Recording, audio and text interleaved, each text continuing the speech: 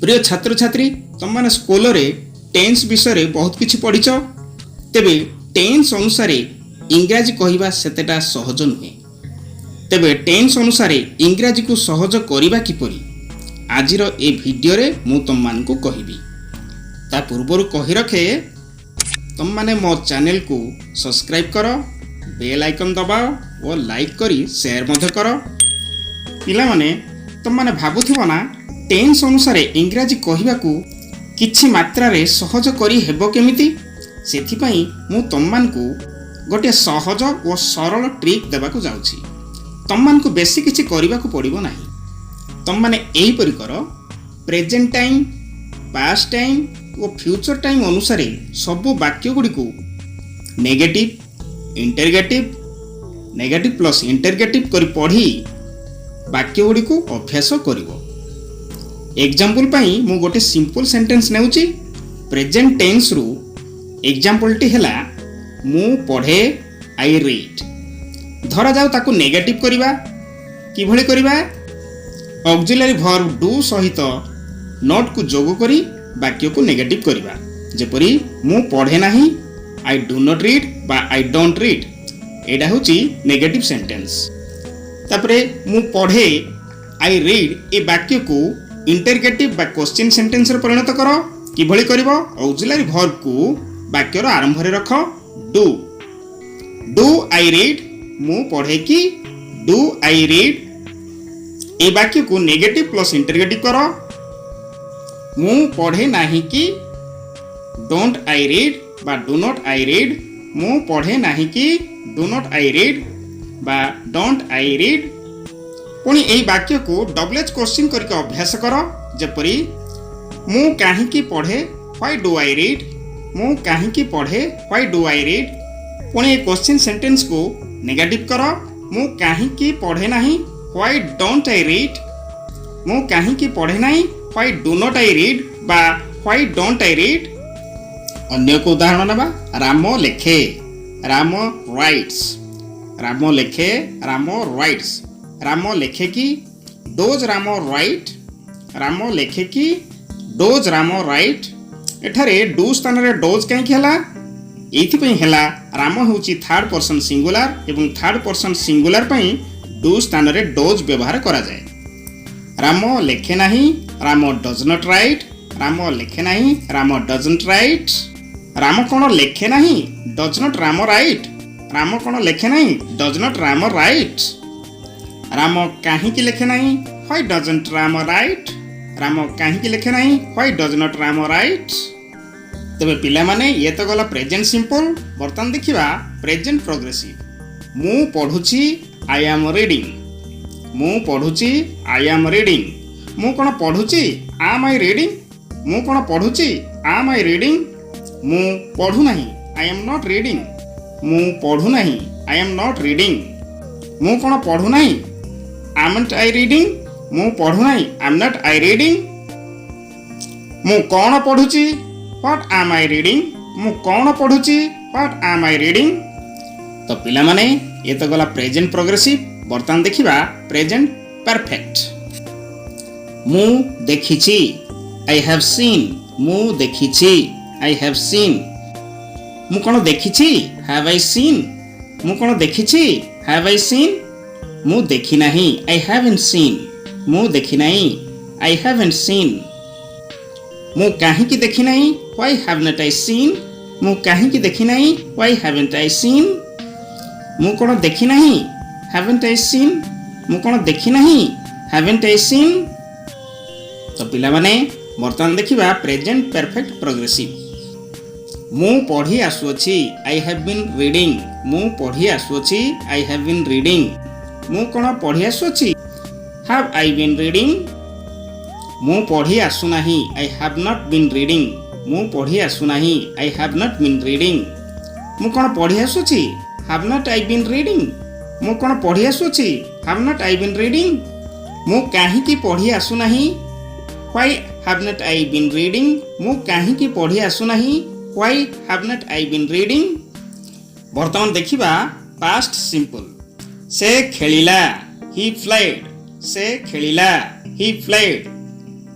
से कौन खेलिला did he play से कौन खेलिला डिड ही प्ले से खेलिलानी ही डिड नॉट प्ले से खेलिलानी ही डिड नॉट प्ले से कौन खेलिलानी डिड नॉट ही प्ले से कौन खेलिलानी डिड नॉट ही प्ले से काहे की खेलिलानी why did not he play से काहे की खेलिलानी why did not he play वर्तमान देखिबा पास्ट प्रोग्रेसिव मु खाउथिली आई वाज ईटिंग मु खाउथिली आई वाज ईटिंग मु खाउथिली की वाज आई ईटिंग मु खाउथिली की वाज आई ईटिंग मु खाउनथिली आई वाज नॉट ईटिंग मु खाउनथिली आई वाज नॉट ईटिंग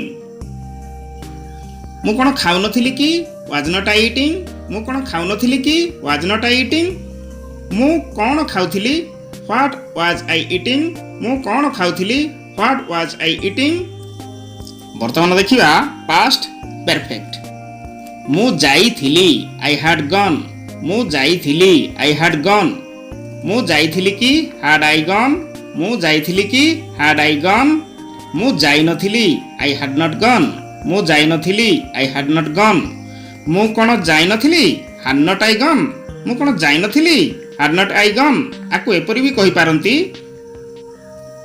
मु जाई नथिली की हैड नॉट आई गॉन मु जाई नथिली की हैड नॉट आई गॉन मु काहे की जाईथिली व्हाई हैड आई गॉन मु काहे की जाईथिली व्हाई हैड आई गॉन वर्तमान देखिबा पास्ट परफेक्ट प्रोग्रेसिव मु लेखि आसुथिली आई हैड बीन राइटिंग मु लेखि आसुथिली आई हैड बीन राइटिंग मु लेखि आसु नथिली I had not been writing मु लेखि आसु नथिली I had not been writing मु लेखि आसुथिली की हैड आई बीन राइटिंग मु लेखि आसुथिली की हैड आई बीन राइटिंग मु लेखि आसु नथिली की had not I been writing मु लेखि आसु नथिली की had not I been writing मु कोन लेखि आसुथिली what had I been writing मु कोन लेखि आसुथिली what had I been writing मु कोन लेखि आसु नथिली what had not I been writing मु कोन लेखि आसु नथिली what had not I been writing वर्तमान देखिबा सिंपल फ्यूचर टाइम मु पढिबी आई शैल रीड मु पढिबी आई शैल रीड मु पढिबी की शैल आई रीड मु पढिबी की शैल आई रीड मु पढिबी नाही आई शैल नॉट रीड मु पढिबी नाही आई शैल नॉट रीड मु पढिबी नाही की शैल आई नॉट रीड मु पढिबी नाही की शैल आई नॉट रीड मु कोन पढिबी व्हाट शैल आई रीड मु कोन पढिबी व्हाट शैल आई रीड मु कोन पढिबी नाही what shell I not read मु कोन पढिबी नाही what shell I not read next देखिबा फ्यूचर प्रोग्रेसिव टाइम से पढुथिबो ही विल बी रीडिंग से पढुथिबो ही विल बी रीडिंग से पढुथिबो की विल ही बी रीडिंग से पढुथिबो की विल ही बी रीडिंग से पढुनथिबो he will not be reading से पढुनथिबो he will not be reading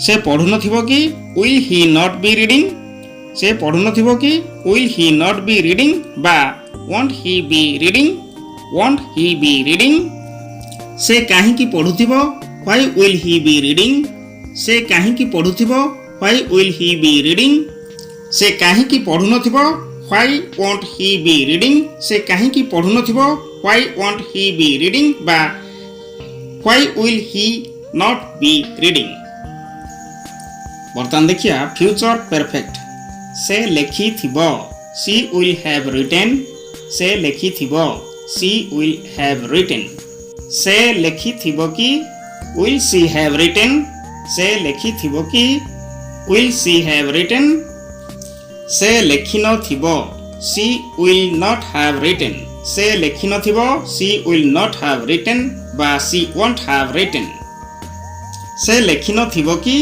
won't she have written से लेखि न थिबो की won't she have written से कौन लेखि थिबो what will she have written से कौन लेखि थिबो what will she have written से कौन लेखि न थिबो what will she not have written से कौन लेखि न थिबो what will she not have written बा what won't she have written तो पिला माने फ्यूचर परफेक्ट प्रोग्रेसिव टा हार्डली वाक्य यूज हुए से यार एग्जांपल टा मु ए वीडियो रे देई नाही तेबे एहिपरि भाବରେ टेन्स ओ टाइम को नहीं सबु वाक्य को अभ्यास कर देखिबो सबु सहज।